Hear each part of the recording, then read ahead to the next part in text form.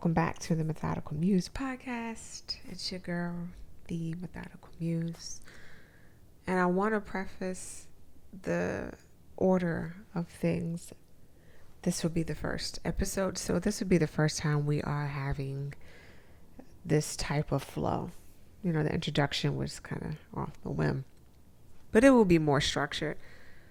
And I will say that structure helps me stay on topic and flow, but also keeps everything in alignment, right? So the order will be that and this is honestly, this is how I develop the concepts for the episodes. They really come from actual real life occurrences, moments that I have with God, and the result of those moments usually comes in the form of a revelation, and this is what I share with you all. So it'll be a monologue, because this is really what happens. And once the monologue is done, we'll dive into the topic. I'll share some of the tidbits that led me to the revelation, and then the revelation itself, and then we'll close it out. Is that okay? So you will see me reading from a screen for the first portion of it. Everything else, for the most part, will be, sharing the insight as it goes. But just know, that's why I said this is not your typical podcast. I'm not just on the whim. It's an intentional process for me to share these things with you. So I hope that's okay. If not, then you are more than welcome to continue to scroll. But let's get into it. Episode 1. The wait before the window. So before the window opens, there's a wait. There's that long stretch between what if and it's time, right? Most of us lose patience there. We think we've healed enough, worked enough, prayed enough, proven enough, and yet everything around us is still. And it's that quiet part. You refresh the email, you reflect on the plan, you rehearse the faith, and nothing moves. But the wait isn't wasted. Honestly, it's the workshop. It's where the lessons and the timing are trying to get in alignment and are having their own quiet meeting about you. Waiting doesn't mean nothing's happening. It means that the next thing hasn't introduced itself yet. And here's the thing about waiting. It messes with your sense of control. And if you're anything like me, baby, control is a daily act of surrender to God. We're conditioned to think that progress only happens when we're moving and achieving and doing. So when life has to have you pause, your mind says something is wrong. But that's not what's happening. It's just different. And it's a different kind of movement. Okay? So if you ever have a season where you're doing everything right, showing up, praying, planning, pushing in still silence, I get it. And honestly, when I wrote this is in the beginning of 2025. Now that this is actually being recorded in December of 2025, I've had 3 surgeries. 2 of them were major. My knee was wrapped up, pride was bruised, and all of my plans were collapsed. This is not just at the beginning of the year in January when I had ACL and meniscus surgery. This is also when I was at the last minute forced into an ER room to have my gallbladder removed. And honestly, as a person who is of high productivity, constantly moving, thinking about the next thing, pausing was the last thing I ever wanted to do. But the preparation without a timeline still counts as progress. So the wait wasn't punishment. It was patience in disguise. It was James 1:4, because that patience produces endurance. So that middle ground where you're becoming and where everything catches up to you, that's the part that most people want to skip. That's the uncomfortable quiet that shapes you in ways you can never even think about. But it's called the workshop for a reason. It's where you pause, right? Where you polish and where you position.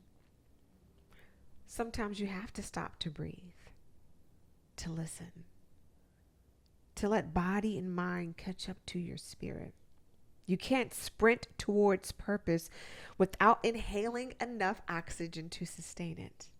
I'm going to repeat that. You can't sprint towards purpose without inhaling enough oxygen to sustain it. That's the pause. Polish. Even in your stillness, there's productivity. You read what you didn't have time to. That was me. You heal what you didn't have time to. You acknowledge what you didn't have the capacity to. So polishing is still the preparation, just disguised as rest, right? And lastly, it's that position. Because windows do not open on our schedule. If anything, we all already know nothing goes according to plan. So they open when the timing aligns. And when they do, you don't want to be scrambling to find your shoes. What's the phrase? If you stay ready, you never have to get ready. And some of us are forced to slow down to prepare because we are always in motion so much that we forget that preparation is also a part of that positioning. Maybe the wait wasn't for me to prove that I could endure it. Maybe the wait wasn't for me to prove that I could still trust. And that's the real work.